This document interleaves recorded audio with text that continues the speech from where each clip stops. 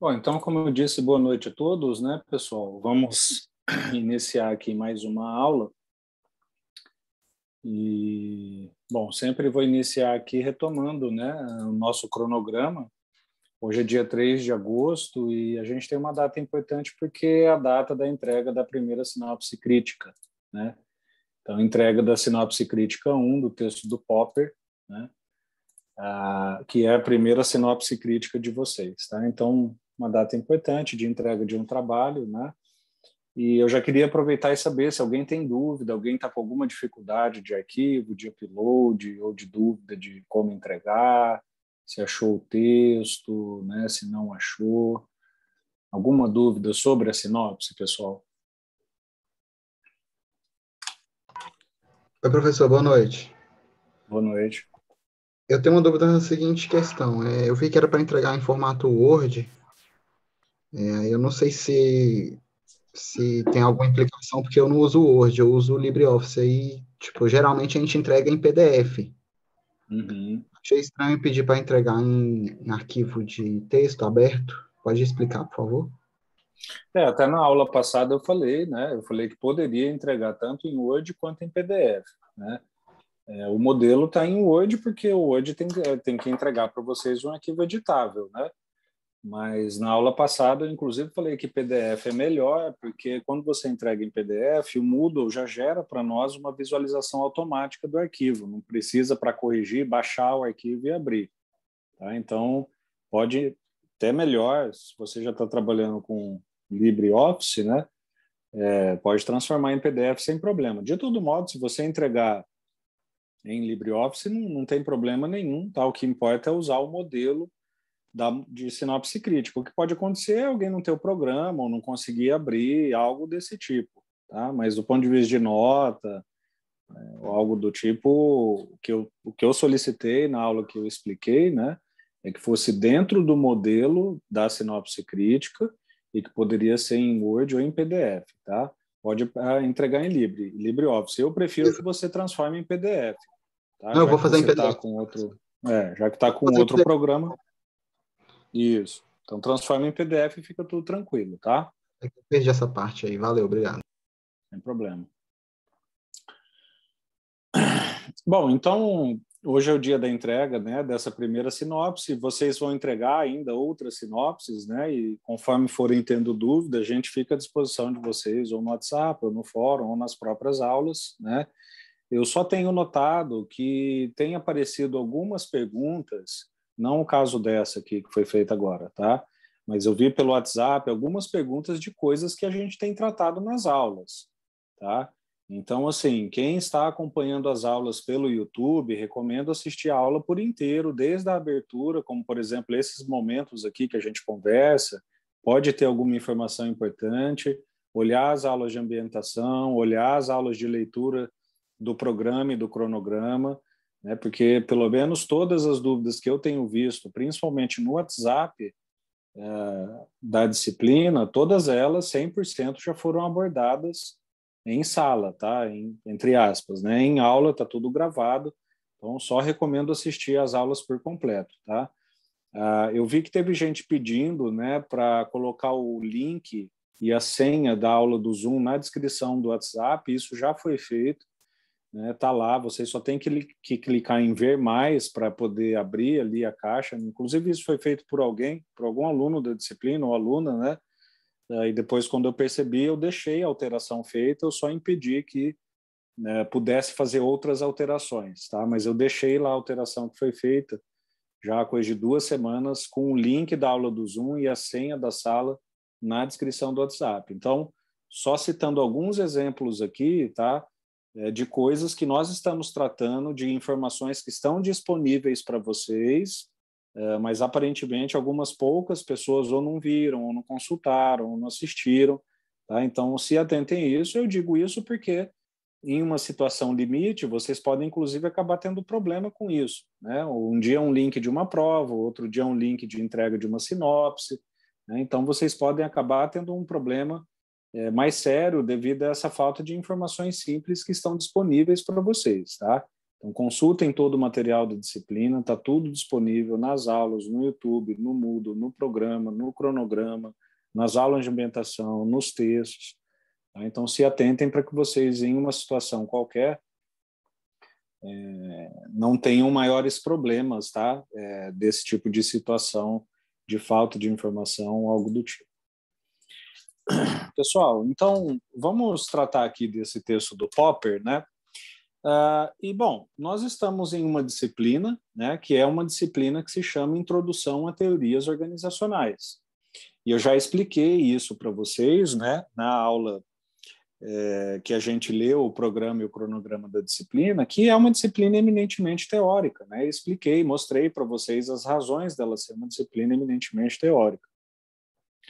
E é uma disciplina teórica exclusivamente dedicada à exploração, ao conhecimento, à análise, à crítica de teorias no campo da administração, né?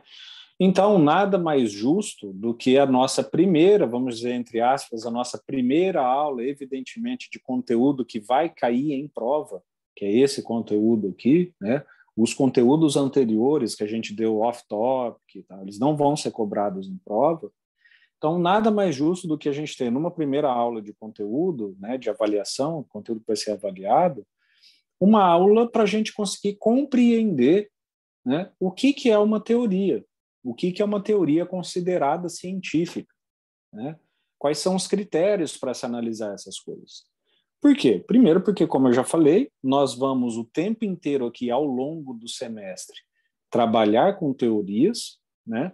Mas também porque, pelas razões pelas quais eu disse, elenquei várias razões para vocês na aula passada, né? Porque a gente sabe que uma teoria é o que influencia a prática.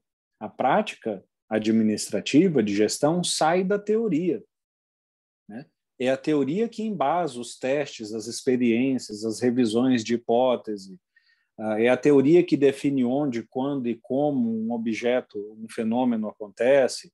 É a teoria que permite o desenvolvimento de medidas. É a teoria que é o conhecimento canônico gerado pela sociedade ocidental. Então, assim, a gente viu na aula passada como a teoria está muito na base do nosso conhecimento, né? Então, como a gente está numa disciplina que trata só de teoria, e a teoria é algo tão importante como que a gente está vendo, nós vamos começar aqui pelo começo, né? Que é o quê? É conseguir entender o que é isso, né? Entender o que é uma teoria, quando essa teoria tem características científicas, né? Sabendo distinguir essas coisas, vocês vão ter acesso às coisas que eu falei na aula passada. Então, se você sabe que uma teoria é não científica, por exemplo, você sabe que a prática decorrente daquela teoria também vai ser uma prática não científica. Se você sabe que, se por outro lado, aquela teoria que você se escora, né, como por exemplo, vamos usar aqui o exemplo que eu dei na aula passada, cenários. Vamos fazer um planejamento estratégico e traçar cenários, né, sobre como estará o mercado para a nossa empresa daqui 4 anos. O que é o cenário? O cenário é uma teoria do gestor. O gestor reúne uma quantidade de dados, de ideias, de hipóteses, de fatos, de coisas observáveis e elabora essa teoria, que é uma teoria que descreve e mostra o quê? Como um determinado objeto de interesse nosso, por exemplo, o mercado, vai estar daqui 4, 5 anos. Então, se você sabe que essa teoria sua sobre o mercado é uma teoria científica, você sabe que você vai ter elementos ali que vão te permitir agir de modo diferente sobre ela, caso ela não fosse científica. Então, hoje a gente vai iniciar todo esse debate, tá? Que é o debate inicial, mais inicial que a gente pode ter em uma disciplina como essa aqui, tá? Que é discutir o que é teoria e o que é uma teoria científica. Bom, nós vamos aqui, pessoal, abordar o texto do Karl Popper, tá?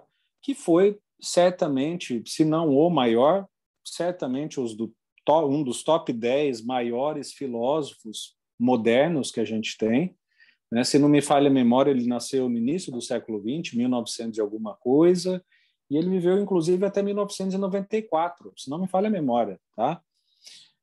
Então, foi uma pessoa que viveu o nosso tempo, né? Que viveu as grandes revoluções da informação que a gente vê hoje, né? Que viveu a transição entre uma empresa arcaica, né, feudal, para uma empresa moderna, tecnológica, né? Então, a gente vai abordar o texto do Popper, que foi essa pessoa. Tá? O Popper foi tão importante que ele, vamos dizer assim, ele fundou, né? Ele é o autor, né, de uma corrente de pensamento científica, né, que é uma corrente de pensamento basicamente fundada no que ele chamou de falsificacionismo, né, que o Popper tinha uma visão diferente sobre como encarar esses temas que a gente vai ver aqui. Ele tinha uma visão bastante diferente sobre o que é uma teoria ou o que é uma teoria científica. Tá? E ele fundou, vamos dizer, essa corrente de pensamento, cujo ele é o principal autor e autor, né? Para basicamente explorar o que ele chama de problema da demarcação. Tá? Esse é o centro da nossa discussão aqui. É o que o Popper chamou de problema da demarcação. O que é o problema da demarcação? É basicamente o problema, né, que ele desenvolveu sobre como demarcar o limite entre o que é uma teoria, um conhecimento não científico, e o que é uma teoria, um conhecimento científico. Tá?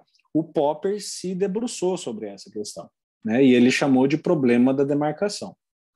E é basicamente isso que a gente vai ver aqui, tá? Só fazendo aí uma rápida introdução sobre o que a gente vai discutir aqui.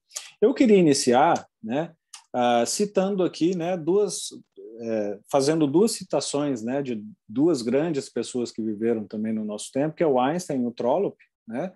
Um é um cientista, o outro é um romancista, mas que ilustra muito a problemática que o Popper quis atacar com esse problema da demarcação. Né? O Popper se perguntou, bom, se teoria é algo tão importante, né, tem essa importância que a gente já viu, como que eu consigo diferenciar uma teoria que eu posso considerar científica de uma teoria que não é científica? Né? Quando ele fez essa questão, ele começou a desenvolver esse tema. E aqui eu trago para vocês duas frases, né, duas citações que vão ilustrar esses dois campos.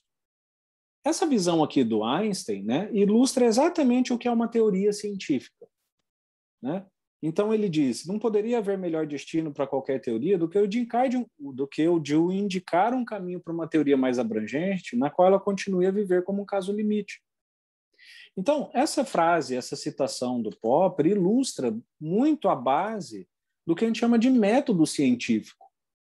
Né? E eu estou até gostando, uma das coisas que eu gosto de dar aula aqui à distância é que a gente pode usar o computador para projetar coisas muito facilmente, né?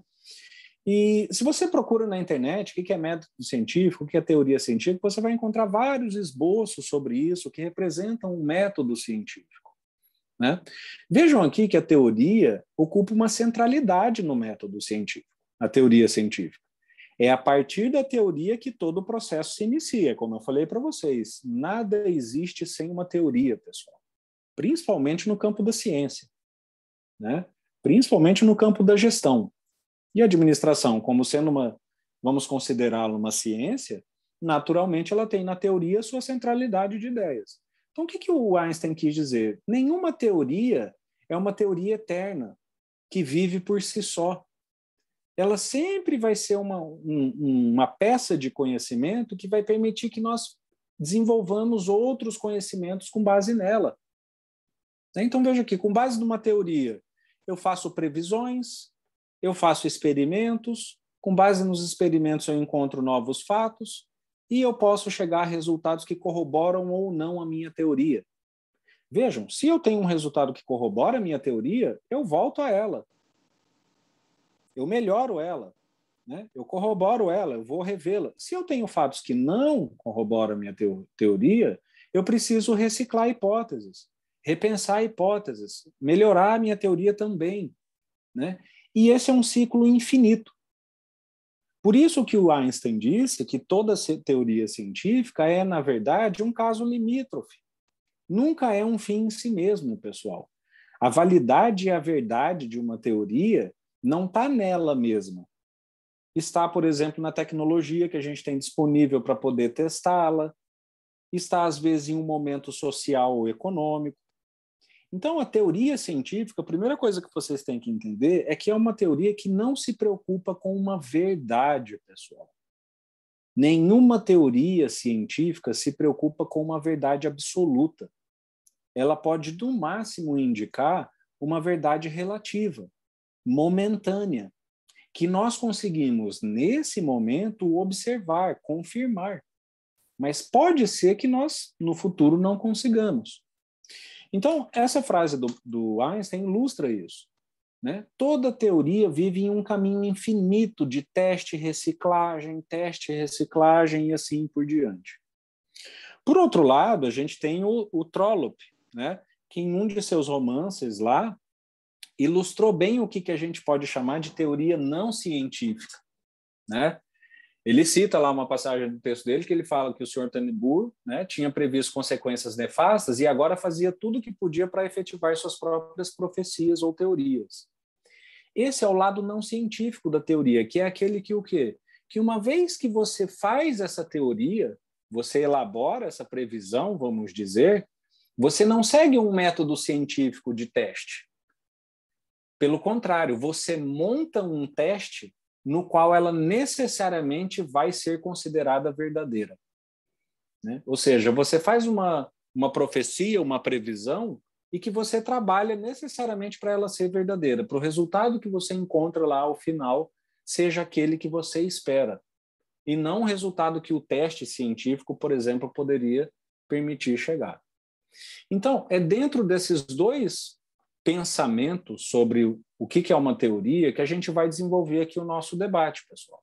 Nós vamos ter, de um lado, uma teoria que é considerada não científica, e a gente vai ver quais são os riscos disso, e, na verdade, por que isso também tem seu lado bom. E nós vamos ver também o que é uma teoria científica, quais são as consequências disso. Tá? Bom, primeira coisa que a gente precisa se perguntar é o que é uma teoria, né? Então, o que é esse conhecimento que a gente vai discutir, analisar, pautar, abordar aqui na disciplina ao longo do tempo, né, ao longo de todo esse semestre? O que é uma teoria? Não estou falando de necessariamente uma teoria científica ou não científica ainda, tá? Uma teoria qualquer, sem entrar no mérito se ela é científica ou não, tá? Então, teoria, pessoal, é algo relativamente simples de se entender, né? Teoria é sempre um conhecimento descritivo. O que é um conhecimento descritivo? Ou seja, um conhecimento que vai descrever o que eu falei para vocês na aula passada. Como, onde, quando, por quê, quando um determinado objeto de interesse ocorre. Então, a gente pode desenvolver teoria sobre qualquer coisa. Tá? Então, vejam que quando a gente fala de teoria, eu não estou falando de algo acadêmico.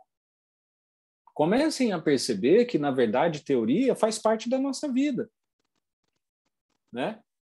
Ou você, quando encontra um resultado que você não espera, né? Ah, sei lá, fui num encontro, a pessoa, um encontro qualquer, encontro profissional, afetivo, pessoal, né? A pessoa não apareceu. Você não começa a pensar um monte de coisa para tentar explicar por que aquela pessoa não apareceu? Poxa, o que será que aconteceu? Será que ela perdeu o ônibus? Será que aconteceu isso? Será que ela não quis me encontrar? Será que aconteceu alguma coisa? Então, essas são tentativas que você faz para conseguir entender as condições, onde, quando, como, por quê, aquele fenômeno que foi a ausência daquela pessoa aconteceu. Isso, de modo muito grosseiro e talvez o mais simplificado possível, isso é uma teoria.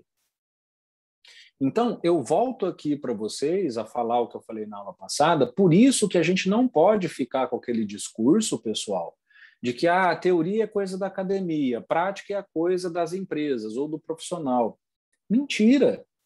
O profissional que está dentro da empresa está o tempo inteiro construindo teorias. Ele pode só, talvez, não se dar conta disso. Ou ele pode, na verdade, não saber o que é uma teoria. Tudo bem. Mas isso não significa que ele não esteja fazendo aquilo, né? Então, é como eu falo para vocês, não fiquem com esse discurso. Ah, a teoria é ruim, eu não preciso estudar, eu preciso saber. Não, uma coisa está linkada à outra. Você, como gestor, administrador, vai ser o tempo inteiro chamado a construir mini teorias para explicar a sua realidade. E teoria é isso. É um conhecimento que vai descrever as condições, o contexto, o momento, a autoria, sobre como qualquer coisa que eu tenha interesse pode ou vai acontecer. E isso é uma teoria. Então, é isso que a gente vai ver aqui nessa disciplina. Nós vamos ver teoria sobre, para ensinar, explicar para vocês sobre por que uma empresa nasce e morre, sobre por que um ambiente é considerado complexo ou simples, sobre por que a estrutura de uma empresa é considerada matricial ou não matricial, sobre quais são as características da estruturação de uma empresa, um organograma, por exemplo. Tudo isso vai estar assentado, pessoal. Vai estar justificado sempre por uma teoria, que vai nos indicar como, onde, quando aquilo vai acontecer. Tá? Então, essa é a preocupação central do Popper. Eu sei o que é uma teoria, quando considerar ela científica ou não. Né? E, pessoal, para a teoria ser científica, ela não precisa de muita coisa. E é por isso que eu digo, vamos começar a um pouco desconstruir certos dogmas que a gente tem, às vezes sem perceber, de que teoria... então o que é uma teoria científica? Né? Se você vai e pergunta para alguém, a pessoa, em geral, a pessoa diz, é aquela teoria que é verdadeira. Ou é aquela teoria que é comprovada. Né? Ou é aquela teoria que é confiável. Nenhuma dessas características, pessoal, nenhuma, por exemplo, verdade, essa característica não pertence à teoria científica. Nenhuma teoria científica se preocupa em ser verdadeira. A verdade estará na observação da teoria e não na teoria em si. Por quê? Porque teoria científica, pessoal, é nada mais, nada menos do que um conhecimento descritivo, igual à teoria anterior, a teoria, vamos dizer, teoria não científica ou teoria livre. A teoria científica é um conhecimento que descreve algo. É uma teoria que vai te mostrar onde, quando, como e por que alguma coisa acontece também. Só que ela vai ter uma característica que a diferencia da metafísica ou da teoria não científica. É que toda teoria científica tem que ser observável. Essa é a grande característica científica de toda e qualquer teoria, pessoal. O que o Popper disse é que, vejam, toda teoria científica é aquela teoria que, além de descrever aquilo que ela se pretende descrever, ela tem que descrever aquilo de um modo que eu possa testar aquilo. Ou seja, o que o Popper diz é passível de teste e refutação. E vejam essa palavra aqui, pessoal. Essa é a palavra mais importante aqui, ó. Passível de. Essas duas palavras. Por que essas são as duas palavras mais importantes para vocês entenderem o que é uma teoria científica? Porque, é como eu falei, a teoria científica não se preocupa se ela é verdadeira ou não. Ela precisa se preocupar em ser testável para, uma vez que eu consigo testar, aí sim eu vou observar se os resultados daquele teste são verdadeiros ou falsos. Mas a teoria em si não se preocupa com isso. Entendem a diferença? Então, teoria científica é aquela teoria que é passível de teste e de refutação. Por exemplo, imaginem uma teoria científica que é passível de teste e de refutação e que é, por exemplo, refutada. Né? Então, vamos imaginar aqui a nossa teoria administrativa aqui, né? Imaginem aqui que a gente está na nossa empresa e a gente fez uma teoria de cenários, né? Vamos fazer o planejamento estratégico de 5 anos, né? E vamos elaborar os nossos cenários sobre como o mercado da nossa empresa estará daqui um ciclo, por exemplo, de 5 anos. né? Por exemplo, no que diz respeito a preço. Vamos pegar um indicador empresarial, né? Preço, a gente vende roupa, né? Então, vamos fazer um planejamento estratégico sobre como estará o preço da roupa que a gente vende para daqui a 5 anos. Então, a gente vai pegar lá dólar, valor do insumo, questões políticas, eleitorais no Brasil, acesso a fornecedor, disponibilidade de compra do nosso cliente, nível socioeconômico do nosso cliente. Nós vamos fazer um estudo de mercado. E nós vamos chegar à conclusão de que o preço da nossa roupa pode estar em 3 cenários. Em um cenário, vamos dizer, pessimista, vamos imaginar que o nosso preço vai subir. Então, é uma possibilidade, é uma teoria. Em um cenário realista, vamos imaginar que o preço da nossa roupa vai se manter o mesmo daqui a 5 anos.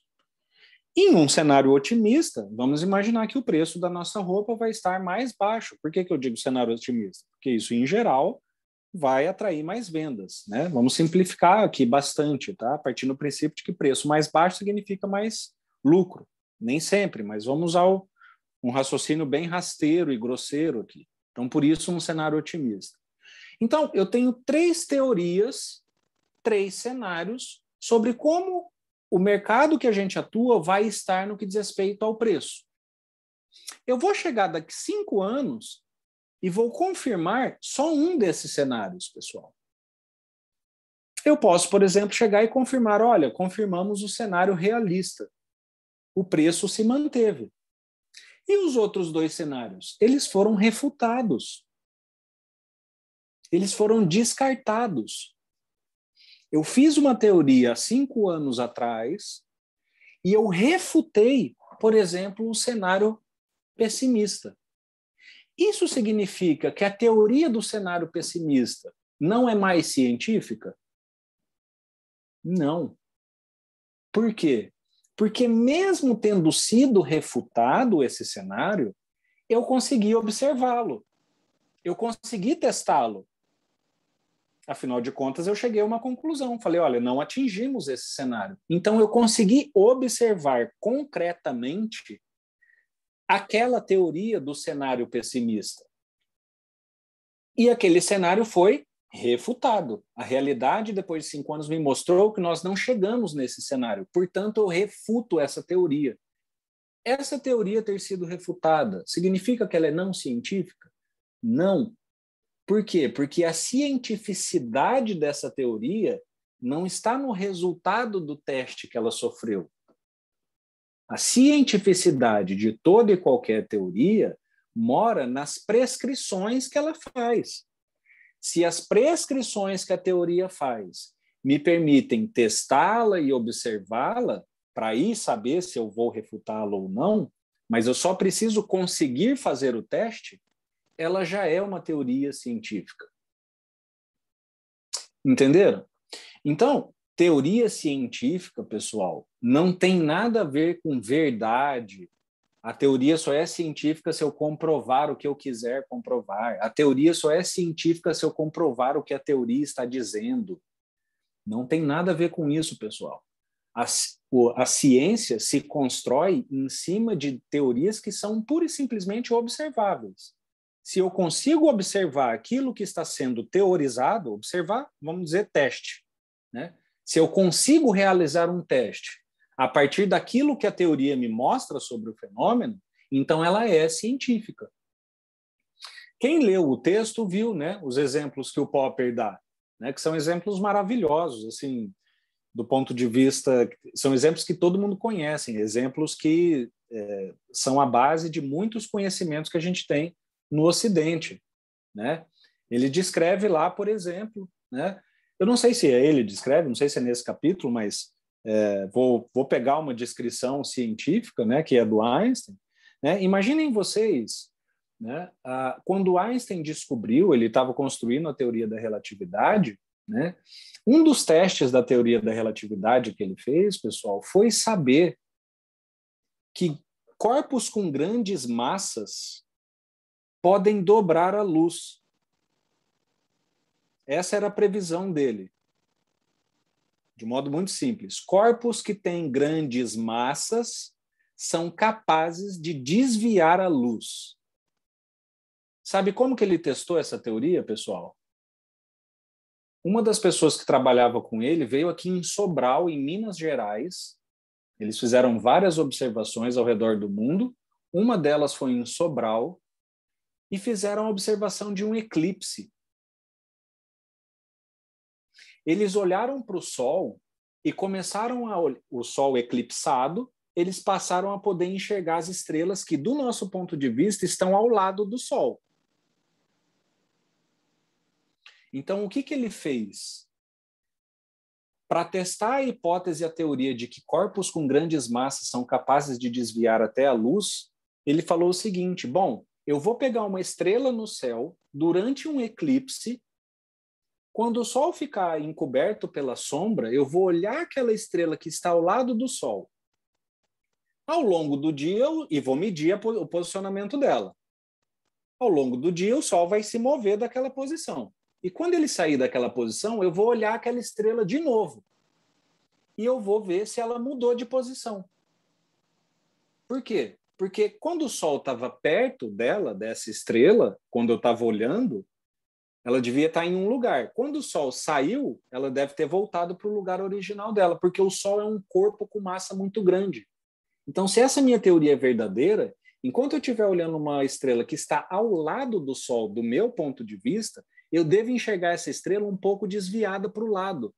Porque o fato do Sol estar ao lado dela e ele ser muito massivo vai distorcer a luz que essa estrela manda para mim. Portanto, ela não vai aparecer no local onde ela de fato está. E ele observou isso. Esse foi um dos testes e das experiências que fizeram parte da teoria da relatividade geral. E ele comprovou que corpos com muita massa podem desviar até a luz por meio, por exemplo, desse experimento. Então, vejam, estão vendo como essa teoria é científica?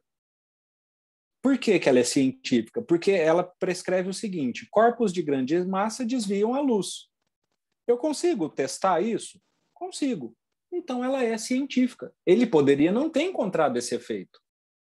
Ele poderia ter feito a observação, olhado, feito tudo do mesmo jeito e falado, olha, chegado à conclusão, olha, não, a estrela não se moveu. O fato do Sol estar ali enquanto eu observava ela, eu observei depois a mesma estrela e ela estava no mesmo lugar. Ele poderia encontrar esse resultado. Mas a teoria em si não ia deixar de ser científica. Por quê? Porque a prescrição que ela fez permitiu a observação, permitiu o teste. Isso é o exemplo que o Popper dá, né, de uma teoria científica. O outro exemplo que ele dá, né, é um exemplo que vem lá da psiquiatria, né, não sei, da psicologia, não lembro se é o Festinger, né, qual que é o autor que ele está citando lá no texto dele, né? Mas por que ele critica aquela teoria da psiquiatria, né, e fala que é uma teoria não científica? Por quê? Porque uma teoria psiquiátrica e psicológica, e aí ele dá um exemplo, né? Imaginem lá uma pessoa, né, que uma criança cai na água, né? E aí a pessoa vai salvar essa criança, né? E aí a criança acaba se afogando. Ele não consegue salvar a criança morre, né? Essa teoria psicológica, psiquiátrica, poderia explicar esse mesmo fato de modos completamente distintos. Ou seja, eu poderia explicar que a pessoa se jogou na água porque é uma pessoa que pensa em ser herói, ele quis ajudar aquela pessoa e, infelizmente, aquela pessoa foi lá e morreu. Ou eu posso, analisando o perfil psicológico do cara, falar assim, não, olha, essa pessoa pulou lá na água, não foi para ajudar a pessoa, não. Se você observa o histórico dessa pessoa, ela já tinha uma tendência a querer matar outras pessoas, né? E o fato dela ter pulado ali na piscina, na verdade, acabou contribuindo para que a pessoa morresse. Então, vejam como que a prescrição teórica desse quadro psicológico, ele não me permite observar se, de fato, o comportamento de alguém que pula na piscina para salvar alguém, aquela pessoa acaba morrendo, é um comportamento heróico ou um comportamento assassino. Por quê? Porque a prescrição é genérica. Ele não permite eu fazer a própria teoria não permite eu fazer esse teste. Ela só diz que é. Então, esses são os dois exemplos que o Popper traz para a gente entender o que é uma teoria científica e o que não é. Uma teoria que é científica, pessoal, ela só precisa permitir o teste. Não importa o resultado do teste. Ela precisa prescrever o fenômeno de um determinado modo que eu consiga testá-lo. Se o teste der verdadeiro, falso, corroborar ou não a teoria, não interessa, a teoria é científica. Por outro lado, aquela teoria que é uma prescrição de algo que não permite eu observar o que está sendo prescrito, ou seja, fala, pode acontecer, vai acontecer desse modo, tal, mas as prescrições não permitem que eu faça aquele teste, essa é uma teoria que o Popper chama de metafísica. Ou seja, se eu não consigo testar ou observar, eu não consigo te dizer se ela é científica ou não. Né? Ou, na verdade, se eu não consigo testar ou observar, ela é uma teoria não científica, ela não tem cientificidade. Tá? Bom, e por que é importante a gente discutir isso tudo, né, pessoal? Voltando um pouco para o começo da aula. Né? Vejam aqui algumas razões, né, que o Popper traz para nós. Por quê? Porque essas teorias metafísicas, pessoal, né, então o que são as teorias metafísicas? Essas teorias não científicas não significa que elas sejam necessariamente, vamos dizer, ruins. Tá? Eu não quero usar uma frase pejorativa, um adjetivo pejorativo para uma teoria não científica. A gente sabe que uma teoria que não é científica, ela só é não científica. Pode ser que no futuro ela seja. Pode ser que no futuro a gente alcance uma tecnologia que permita o teste dela. Não significa que ela seja uma teoria ruim em si, do ponto de vista da prescrição. Ela pode estar prescrevendo algo muito importante. Mas qual que é o problema quando a gente trabalha com teorias não científicas, pessoal? O fato de você não poder observar o que a teoria prescreve é algo extremamente perigoso. Ou pode ser algo extremamente perigoso. Por quê? Vamos aqui trazer, então, né, para o nosso ambiente administrativo de gestão. Né? Vamos trazer um exemplo aqui de uma pseudo-teoria mal utilizada no âmbito da gestão. A gente vai lá para esse conselho da nossa empresa de roupas, né, e vamos fazer o planejamento estratégico do mercado da nossa empresa. Como que vai estar o preço, o market share, os nossos insumos, os nossos fornecedores. Vamos fazer o cenário que eu estava falando aqui para vocês. Só que agora com uma única diferença, pessoal. Os nossos cenários vão ser pura e simplesmente uma previsão. Vai ser assim, os nossos preços daqui 5 anos vão estar mais altos. E eu vou virar para vocês, vamos dizer que eu sou o presidente do conselho de administração, vocês são lá os conselheiros, né? E eu vou virar para vocês e falar, esse é o nosso cenário e tem uma coisa a mais, nós não temos nenhum jeito de medir isso. Né? Aí vai levantar, mas como assim, presidente? Como que a gente não vai medir? Não, confiem em mim. Fiquem tranquilos. A gente vai vendo, conforme a coisa caminhar, a gente vai vendo. Não, mas você não vai emitir, sei lá, nenhuma previsão de preço com base nos últimos 10 anos de variação de preço que a gente não pode fazer uma estimativa para daqui 5 anos? Não, não precisamos. Vamos, então, trabalhar com esse cenário de modo que ele não possa ser observado. Entendem? Vamos trabalhar com uma teoria não científica para planejar a nossa empresa. Vamos planejar 3 cenários, só que a gente só sabe que um é pessimista, realista e otimista. Nós não vamos ter nenhuma indicação deles. Nível de preço, quantos compraram, moeda, não vamos ter nada. Isso é bom? Isso é péssimo. Entendem? Então, quando a gente trabalha com teorias metafísicas, pessoal, elas podem servir muito de instrumentos de dominação, elas podem servir para tomadas de decisão erradas, elas podem levar a cenários críticos dentro da empresa. Por quê? Porque se você é um empresário, um gestor, e trabalha com teorias, com cenários que você não consegue medir, você está trabalhando com algo que não é científico. E se você não consegue medir, não consegue observar e não é científico, como que você vai orientar bem as suas tomadas de decisão? Né? Então, a primeira razão do porquê essa demarcação que o Popper coloca, né, entre o que é científico e o que não é científico ser importante é essa. Quando nós trabalhamos com pseudo-teorias, metafísicas, teorias não observáveis, nós não temos nenhuma capacidade de fazer monitoramento, pessoal. Nós só vamos chegar daqui a 5 anos, isso a gente sabe. Como, onde, quando a gente chegou lá, nós não vamos saber, não. Nós só vamos saber que a gente chegou, né? Num cenário X. Mas nós não estamos podendo medir, observar.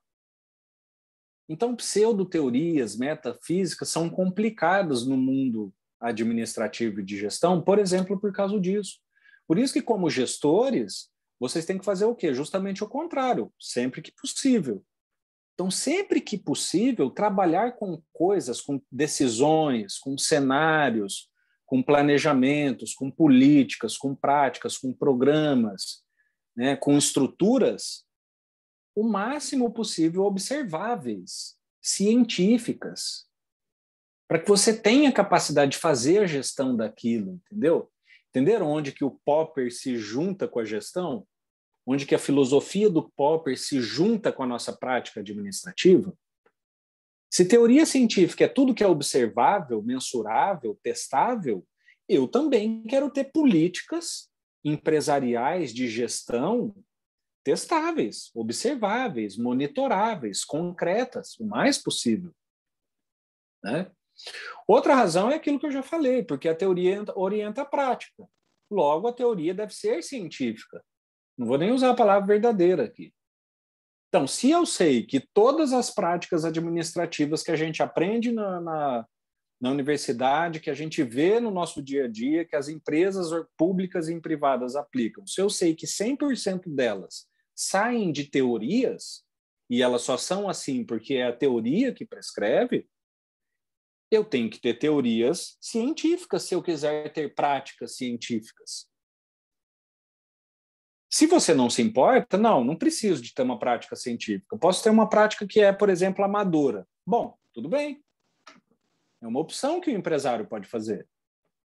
Mas se você é alguém que se preocupa em ter práticas de gestão de fato científicas, mensuráveis, testáveis, observáveis, que você pode monitorar ao longo do tempo, saber, por exemplo, né, ao longo de 5 anos, vamos chegar com 2 anos e meio e fazer um balanço, por exemplo, se a gente está longe ou está perto da... Se você quer trabalhar com isso, é necessário trabalhar com teorias científicas, porque são as teorias científicas que vão, na prescrição dela, permitir que você consiga medir as coisas, né? Então, é aí que mora a importância de se discutir isso aqui no curso de administração, pessoal. Quantas vezes vocês já viram? Eu já vi lá em alguns cursos de universidade privada, né? Algo assim, né? Você só pode fazer gestão daquilo que é medido, né? Tem muitas frases, essas frases motivacionais aí de administração baseadas nessa ideia. Só se faz gestão daquilo que se mede. Pessoal, isso saiu do Popper. Pode ser que quem disse isso foi o Kaplan e o Norton, foi o Mintzberg, né? Foi como que é aquele famoso, foi o Max Geringer. Pode ser que essas pessoas falem, mas esse raciocínio, quem fez, quem propôs, quem inventou, o autor, chama-se Karl Popper. Foi ele que emanou essa ideia para a ciência de que aquilo que é científico é aquilo que eu consigo medir, observar e testar. Lembrando, não importa o resultado pode indicar que a teoria não procede, mas nem por isso ela não vai deixar de ser científica. E aqui no campo da administração me parece que é um pensamento que é talvez o mais importante, né? Que é o quê? Você ter uma gestão, sempre que possível, baseadas em coisas que você consegue medir, baseada em coisas que você consegue monitorar, baseada em coisas que você consegue observar, para que você consiga ter ação sobre elas. Tá certo? Então, essa é a importância do problema de demarcação que o Popper propõe para nós. Tá? Ou seja, quais algumas conclusões que a gente começa a chegar, né, vendo essas coisas aqui? Né?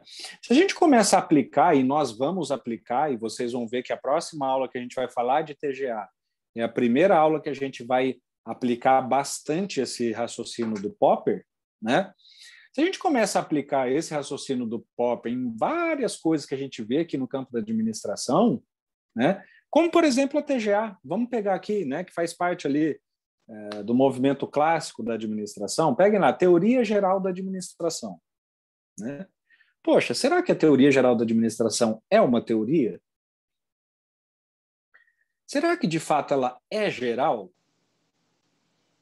Ela explica todo o mundo administrativo em uma única teoria?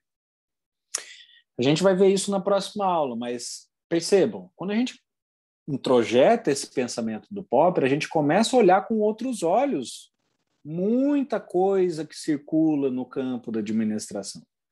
E a gente começa a entender que, na verdade, essas coisas têm uma taxa de cientificidade muito baixa.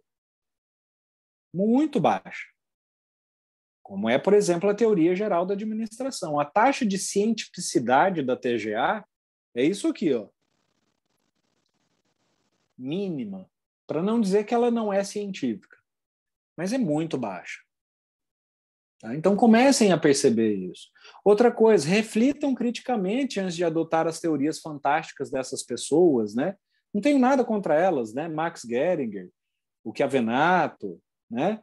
Mas vejam, pessoal, eu não leio um livro do Chiavenato desde que eu me formei. Eu me formei em, puxa vida, 2004, né? Já se vão aí 15, 16 anos. Eu não abro um livro do Chiavenato há mais ou menos 15, 16 anos. Né? Por exemplo, na minha época era assim. Se vocês pegarem um livro do Chiavenato, pessoal, vocês vão ver que os livros dele não têm referência. Sabe, referência bibliográfica? Que é aquela que quando você escreve um texto, você precisa citar essa ideia, falar, oh, isso aqui é do Popper, foi o Popper que falou isso, e eu sei isso porque eu li esse texto do Popper, e foi daqui que eu tiro essa proposição, sabe, essas referências? Não tem no livro do Chiavenato. Ou seja, ele não permite que você observe o conhecimento ao qual ele teve acesso, entendem? O que são as referências, pessoal? Você pode escrever uma loucura no seu trabalho.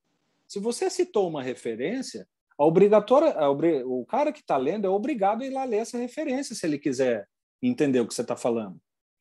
Entende? Quando você cita uma referência, você está dando uma oportunidade para o leitor ir lá observar, testar, avaliar aquela referência que você está citando para embasar a sua ideia. Entende? Que você está dando cientificidade para o conhecimento por meio da referência que você cita. Quando eu cito lá, Ferreira, 2020, eu estou mostrando para o leitor, ó, se você quiser entender essa ideia que eu estou citando nesse trecho, leia lá o Ferreira. Você pode ler, observar e tirar as suas próprias conclusões. Por isso o conhecimento é científico, porque você cita a referência, você permite a observação. Poxa vida, o Chiavenato tem sei lá quantos livros que não tem referência. Entende? Então, assim, poxa, você quer ler o Chiavenato para conhecer a administração, para estudar para um concurso, tudo bem. Como eu falei, são pessoas, são conhecimentos, pessoal. Não acho que esses conhecimentos são... Você não deve consultá-los, tá? Mas são conhecimentos que a gente não pode encarar como científico, entendeu? Eles têm o seu lugar, eles têm a sua contribuição, né? O Chiavenato é um autor muito conhecido no Brasil, usado em concursos, tudo bem, ele tem o lugar dele. Inclusive, se você falar assim, entre eu ler nada e ler o Chiavenato, o que você prefere? Eu prefiro que você leia o Chiavenato. Tá? Mas o que eu falo, quando você expande a sua percepção, quando você começa a se municiar de filosofia por detrás das coisas, quando você começa a entender o que de fato é uma teoria, você pode até ir lá ler o Chiavenato. Só que você vai falar assim, olha, isso aqui de científico não tem nada. Então eu tenho que tomar cuidado. Entendem? Mesma coisa o Max Geringer. Pessoa super qualificada no Brasil, reconhecido, um grande profissional de referência. Tudo bem, ele tem o seu espaço. Mas muita coisa que ele fala não é científico. E aí é o que eu disse, então vou parar de consumir? Não, não pare necessariamente de consumir, mas a partir de agora só se pergunte. Fala, poxa, será que isso aqui serve para eu tomar este tipo de decisão? É uma decisão não muito importante, que pode dar errado. Bom, Talvez uma teoria metafísica sirva. Ou não. Poxa, cara, essa tomada de decisão aqui vai significar a nossa empresa viver ou morrer. Poxa, então é melhor não ler o livro do Chiavenato para tomar essa decisão. Entendem? Então, quando a gente começa a entender, e eu falei, vou falar várias vezes, quando você começa a entender teoria, a ler os clássicos, a ler filosofia, a entender a origem das coisas, sobre o porquê as coisas são como elas são, e não tem jeito, você só consegue fazer isso lendo teoria e principalmente lendo os clássicos. Quando você começa a ter acesso a esse tipo de conhecimento, você enxerga as mesmas coisas, só que de um modo completamente diferente. Não se trata, como eu disse, reforço, de jogar no lixo. Não façam isso. São pessoas que têm também o seu mérito.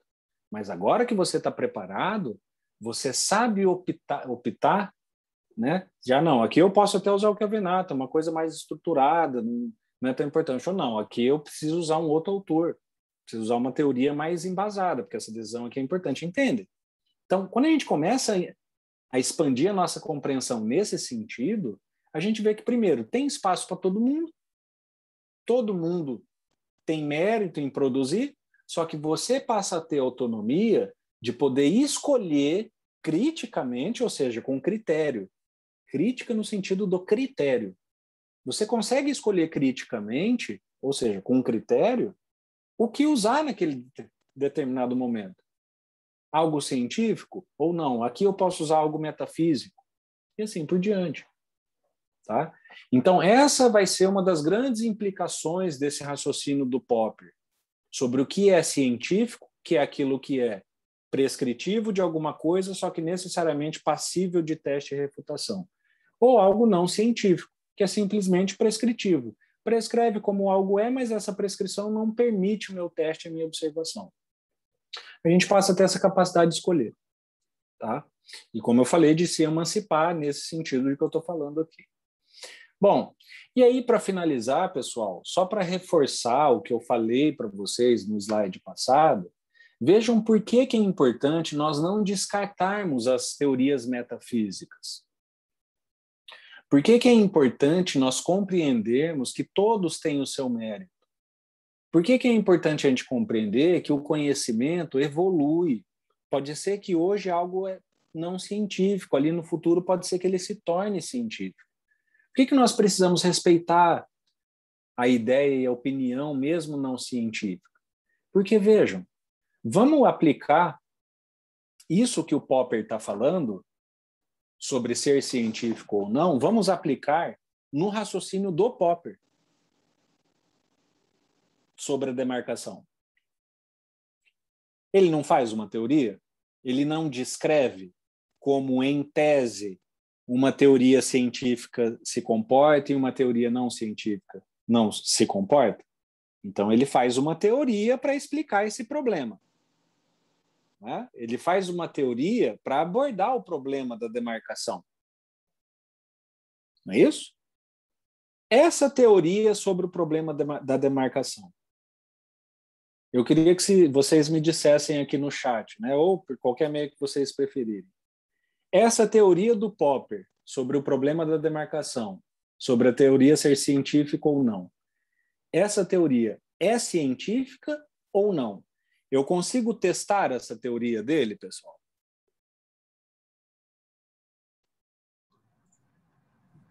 Eu acho que não, professor. Acho que sim, acho que não. Acho que alguém falou em cima aí. O que vocês acham? A gente conseguiria testar essa teoria? Peguem a prescrição dele, né? Ele fala, toda teoria... no texto ele elenca outros elementos, tá? Mas, resumidamente, ele diz assim, toda teoria científica é aquela que é passível de teste. Ok, isso é uma previsão. Eu consigo testar essa previsão? Consegue. Como que eu faria um teste dessa previsão? Lembrando, ele está falando sobre, entre aspas, todas as teorias do mundo, tá? Então, isso que ele está falando se aplica a toda e qualquer teoria, seja uma teoria na astrofísica, uma teoria na gestão de pessoas, uma teoria na biologia, Ah, então não dá não. Se for todas do mundo, não dá não. Mas se for para teoria. pegar algumas e uma amostra, e dá. Tá, mas como que eu vou saber se eu não peguei parte do restante das teorias? Ou se eu não tenho uma amostra representativa? Esse teste seria suficiente?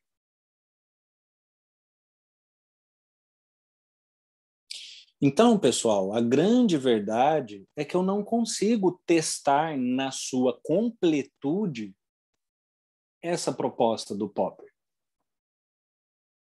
Por quê? Porque o que ele está dizendo é que toda e qualquer teoria. Ele não fala assim, olha, o que eu estou dizendo aqui eu quero responder o problema da demarcação só na área da administração. Ou eu quero responder o problema da demarcação só na medicina. Ele está falando, ele é um filósofo que trata de teorias em geral. Então, pessoal, eu não consigo testar essa prescrição dele. Entendem? Então, vejam como é uma dialética, uma contradição estabelecida. Ele está definindo o que é científico por meio de algo não científico. E por que então a gente acredita nisso? Por uma razão muito simples, pessoal. Porque o Popper se usa daquilo que a filosofia tem de mais poderoso, que se chama lógica. A previsão do Popper é tão lógica, que ela passa a ser irrefutável. Entendem? Então, é por isso que essa dialética é possível de ser estabelecida. É por isso que essa contradição é possível de se estabelecer. Porque o que ele propõe é como se fosse o que a gente chama na matemática de axioma. Eu preciso fazer um experimento para descobrir que 1 mais 1 é 2? Não preciso. Vou montar um laboratório, eu preciso fazer um experimento para entender o comportamento das pessoas, eu preciso fazer um experimento para entender o comportamento de um animal. Isso eu preciso fazer, eu preciso experimentar, eu preciso manipular um contexto para ver o resultado acontecer. Mas para saber o resultado de 1 mais 1, eu não preciso. Então, isso se chama axioma. Um axioma é uma verdade auto-observável, que tem na lógica a sua principal resposta. Então, a prescrição do Popper é, na verdade, axiomática, mesmo que não científica, porque eu não consigo testar. Mas, por outro lado, ela é tão lógica que é como se fosse 1 mais 1 é 2. Vocês estão entendendo? Então, por isso que eu falei, não descartem a metafísica. A metafísica tem o seu lugar, não descartem um Chiavenato da vida, um Max Geringer da vida. É muito melhor você, ao invés de sair descartando as coisas, pessoal, você ser um ser humano e um profissional que sabe, na verdade, ao invés de descartar as coisas, você sabe aproveitar tudo, só que na hora certa. Entende? Então, eu não preciso descartar o que é não científico. Na verdade, é muito melhor eu me preparar, ser uma pessoa tão preparada que eu posso dizer assim, nesse momento isso não me serve. No futuro pode ser que me sirva. Nesse momento é melhor eu seguir esse outro caminho aqui. Eu tomar essa decisão, porque eu sou preparado, instruído para isso. Entendem? Com conhecimento é a mesma coisa. Né? Por isso que a gente não descarta a TGA. A TGA ela não é científica? Ela não é científica. Bom, mas e daí? Ela tem todo um papel e uma importância que a gente vai ver qual é. Né? Entendem? Por quê? Está aqui um exemplo. O Popper explica o que é científico por meio de uma teoria não científica. E está tudo bem com isso, desde que nós entendamos a razão do porquê as coisas são assim. Que é discutir a lógica, a filosofia, o conhecimento canônico, a teoria, assim por diante. Tá certo? Bom, pessoal, é isso então, tá? essa é a apresentação, então, sobre esse texto do Popper, tá? Esse texto que vocês têm que entregar aí, a sinopse crítica 1, tá? Como eu falei, um texto introdutório da disciplina, para que a gente pegue o fio da meada e saiba navegar nesses mares, o que é científico, o que não é, como que eu posso tomar uma decisão com algo não científico, quando que algo não científico pode me ajudar, quando que não. Necessariamente eu tenho que contar com algo científico, isso aqui é um cenário, eu preciso medir e assim por diante. Tá? E essa é basicamente a aula. Então, para finalizar, né, abro aí para perguntas, questões, dúvidas, né, participações de vocês, ou pelo chat ou aqui pelo áudio e vídeo. Tá? Oi, professor. Vamos lá, Ana Clara e o Conrado, depois. Professor, eu queria saber se você vai dar o feedback da primeira sinopse, tipo, explicando certinho, porque eu não sei se eu estou mandando do jeito mais certo ou não. Uhum. Em relação ao que você está na dúvida de ter errado?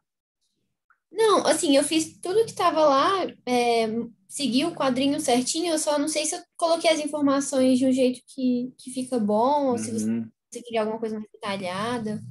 Entendi. Não, sim, a gente sempre vai dar feedback, tá? É como eu falei, né? São informações que acabam passando batido porque são bem detalhadas, mas eu vou corrigir as sinopses 3 e 6, tá? A sinopse 1, 2, 4 e 5 vão ser corrigidas pela monitoria, pela Isabela e pela Larissa, tá? Mas nós três sempre vamos orientar vocês sobre todos os aspectos da sinopse, tá? Então a gente vai sim falar, ó, a informação está incompleta ou não está, tá? Por exemplo, daquele quadro de cima, que eu vi que teve pergunta no WhatsApp, né, que é aquele quadro sobre referência, em geral, tá, pessoal? A não ser que o aluno faça alguma coisa muito errada, tá? Mas aquilo lá não é para a gente dar nota, tá? Então, aquilo lá é para que vocês aprendam a fazer referência, entendeu? Então, o que é uma editora, onde que acha, tal, porque isso é importante para vocês. Nós não vamos avaliar aquilo na sinopse. A não ser, pode acontecer como, por exemplo, o seguinte, né? O aluno vai lá, faz errado, aí pega um feedback, fala, fulano, ó, isso aqui está errado, corrija para a próxima. Aí o camarada vai lá e entrega errado de novo. Aí avisa de novo, ó, corrija, tal, entrega uma terceira vez errado. Aí talvez a gente até pedagogicamente precise descontar alguma coisa, mas a intenção daquele quadro lá não é fazer uma avaliação, tá? A intenção é, como eu falei, ensinar vocês a construir uma referência bibliográfica. A gente avalia as outras 3 partes de conteúdo, tá? Que é o fichamento, é como você descreve um objetivo, né? Como que você interpreta, se está escrito nas suas palavras, se não é plágio, se você não está reproduzindo o que o autor está dizendo, entendeu? Mas a gente vai sim, tá, Ana Clara? Dar todo o feedback de algo que estiver errado, ou seja, em qualquer parte, a gente sempre vai estar orientando. E vocês também sintam-se à vontade para perguntar também, tá? Beleza, professor, obrigada. O Conrado.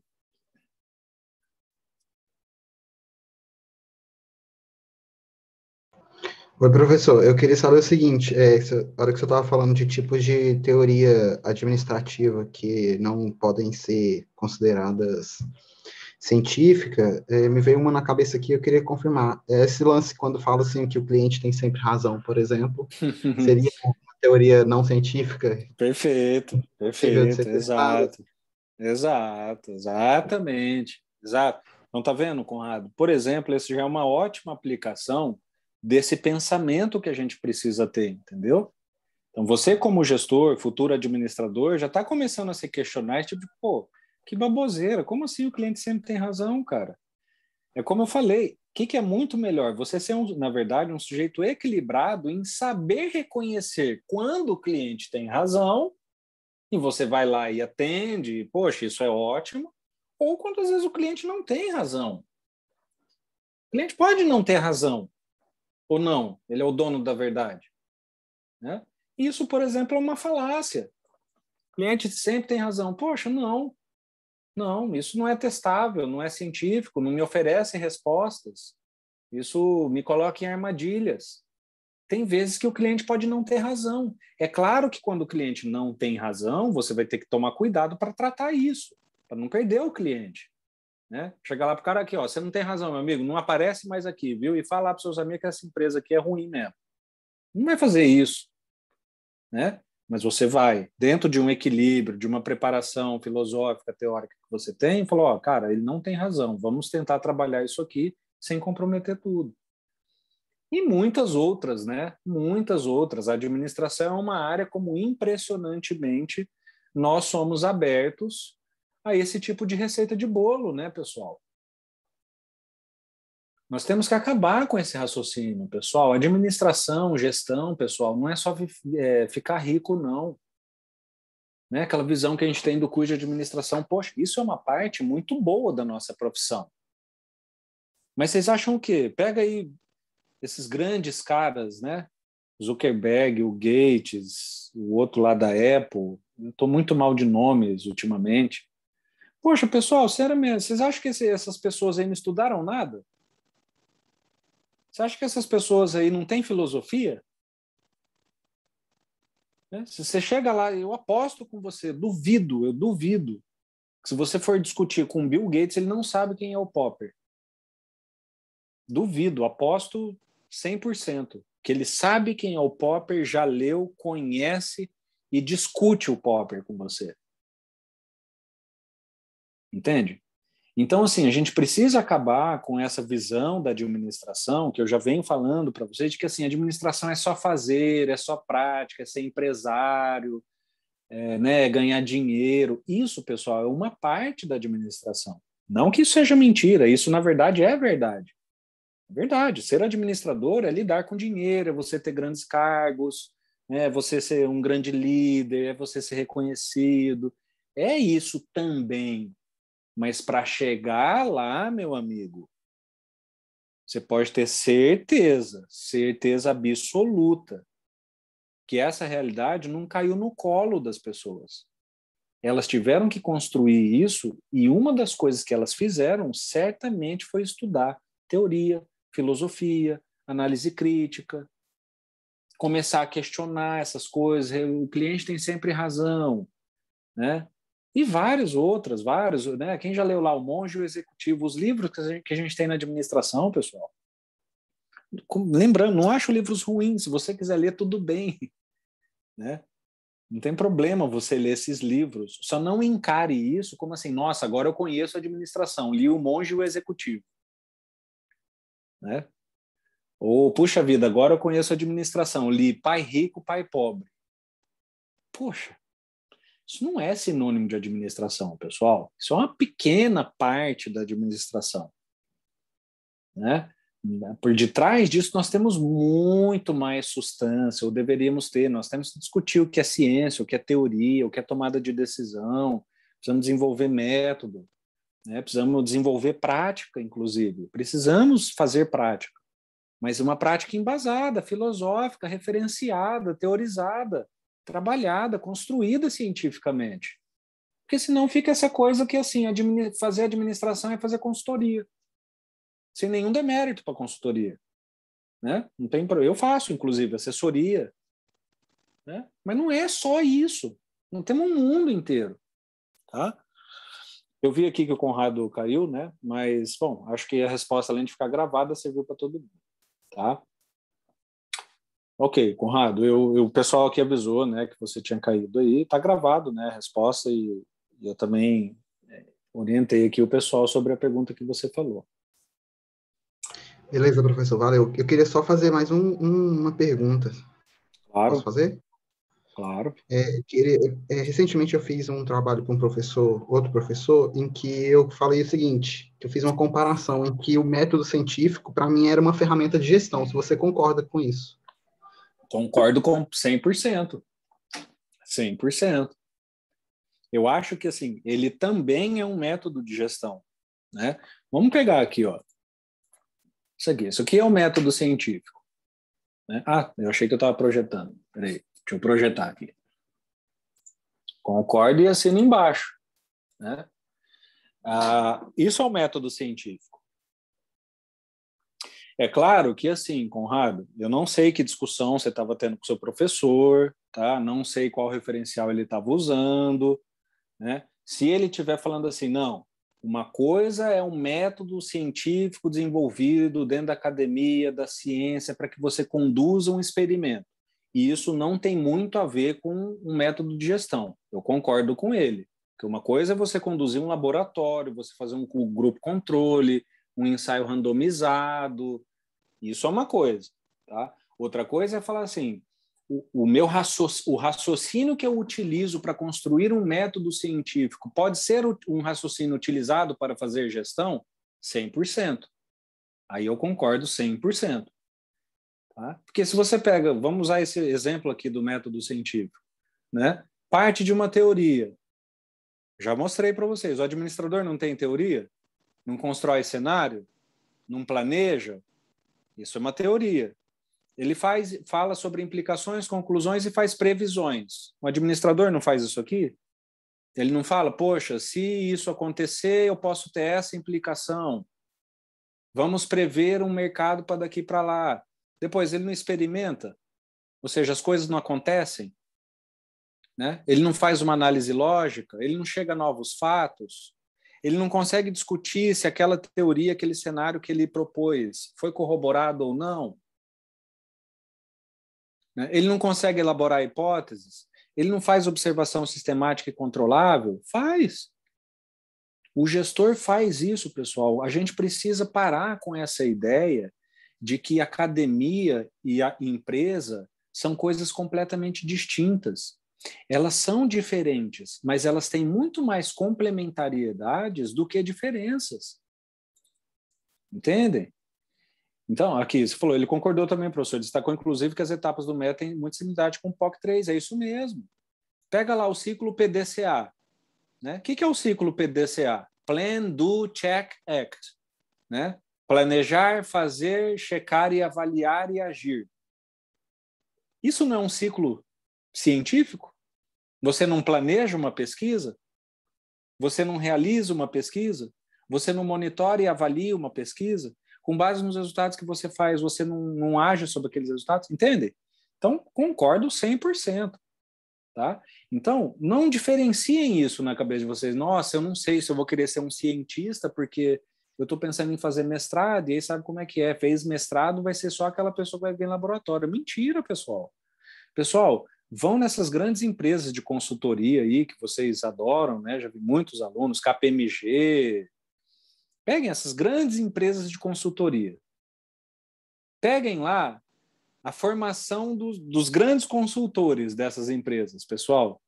Duvido que eles vão ter pelo menos mestrado. Duvido. Chance para mim é próxima de zero, para não falar zero. E eu duvido que muitos não vão ter doutorado. A grande maioria, pessoal. A grande maioria. Por quê? Porque são pessoas que foram sim para a academia, mas conseguiram desenvolver essa ponte. Fala, poxa vida, olha aqui, isso aqui que eu aprendi sobre como avaliar se uma teoria é científica ou não, eu posso aplicar para saber se o meu cenário de planejamento estratégico é científico ou não. Eu posso aplicar para saber se esse cenário que a gente está propondo, por exemplo, meta. Quem já viu lá como que se faz meta? Né? Meta que seu chefe deu para você. Hoje a sua meta é tirar 10 Sherrocks. É uma meta. Né? Qual que é uma das características da meta? Ser observável.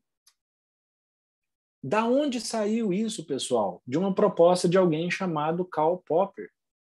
Não saiu de outro lugar. Todas as pessoas depois do Popper, pessoal, só reproduziram isso. Vocês vão encontrar isso em outros autores.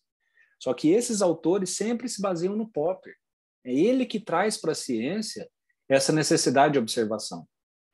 E nós reproduzimos isso na administração quase que o dia inteiro, sem nem saber que isso vem lá da filosofia da ciência.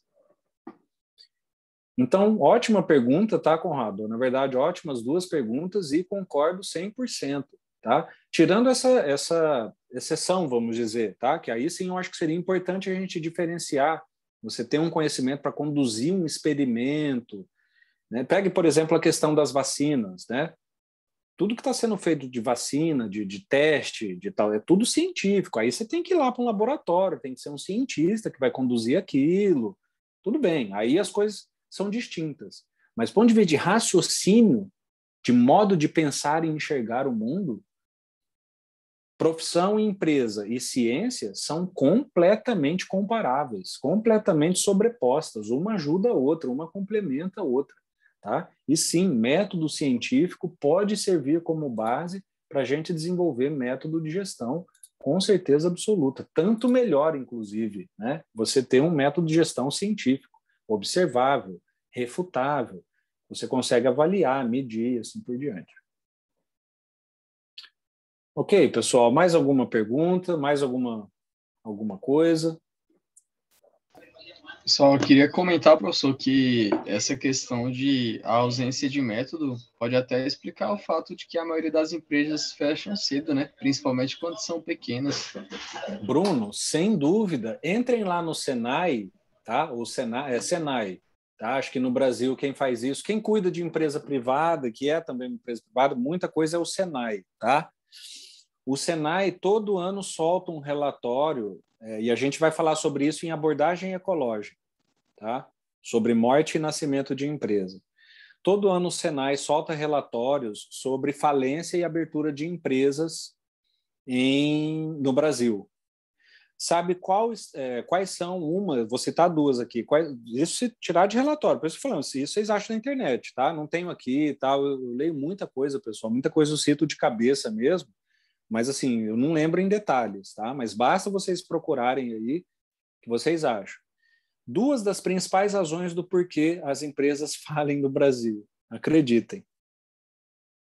Falta de plano de negócio. Não é piada, não. Plano de negócio, que você aprende aí na disciplina Introdução de Administração.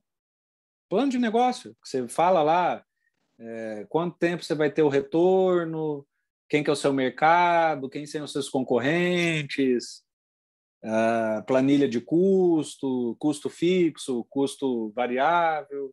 Plano de negócio. As empresas, grande maioria que são abertas no Brasil, não tem plano de negócio. Segunda razão, falta de conhecimento do gestor sobre gestão.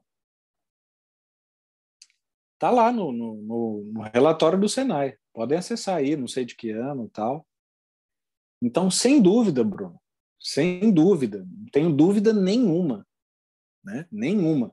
Uma das razões que pode levar uma empresa a morrer, a falir, é a falta de conhecimento do gestor, do controlador.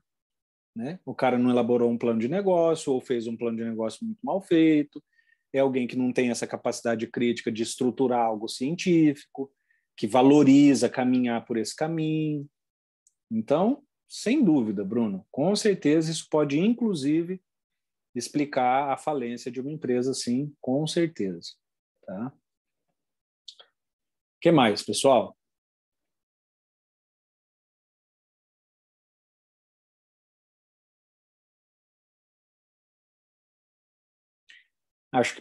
Acho que por hoje mais nada, né?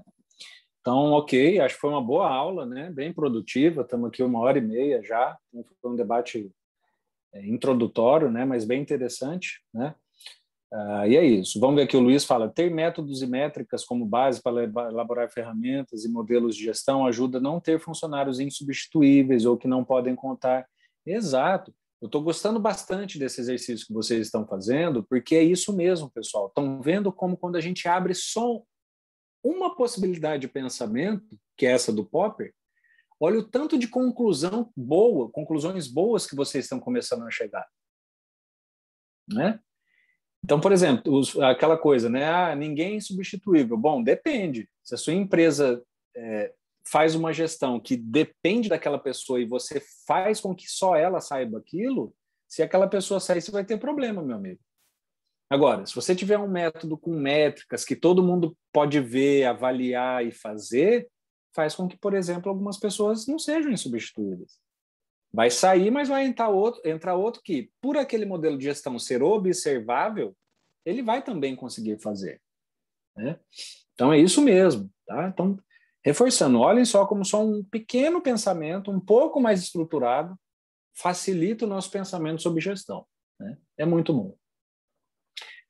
Pessoal, então, acho que é isso, né? Mais nenhuma pergunta aqui no chat, nem por aqui, tá? Então, uma boa noite para vocês, né? Acho que foi uma ótima aula e a gente se vê na quinta-feira. Tá bom? Boa noite. Tchau, tchau. Valeu, professor. Boa noite.